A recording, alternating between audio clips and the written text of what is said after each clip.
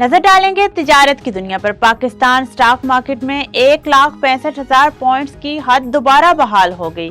कारोबारी हफ्ते के पहले रोज कारोबार का आगाज पर स्टॉक एक्सचेंज में दोबारा तेजी देखने में आई। 1000 से जायद पॉइंट के इजाफे के साथ पाकिस्तान स्टॉक मार्केट में 100 इंडेक्स 1,65,348 पॉइंट की सतह पर पहुंच गया। वफाकी वजीर खजाना मोहम्मद औरंगजेब ने कहा है कि IMF पाकिस्तान पर कौमी मफाद के खिलाफ कोई शर्त आयद नहीं कर सकता। वाशिंगटन में प्रेस कॉन्फ्रेंस करते हुए वजीर खजाना मोहम्मद औरंगजेब का कहना था कि IMF और वर्ल्ड बैंक से होने वाले हालिया मुज़ाकरात मुस्बत और तामीरी साबित हुए हैं। वफाकी हुकूमत कौमी सतह पर गंदम की इमदादी कीमत मुकर्रर करे। वजीर ज़राअत सिंध ने कहा है IMF की शराइत के बायस सूबाई हुकूमतें वफाक की हदायत के बगैर किसानों की इमदादी कीमत कम नहीं कर सकती।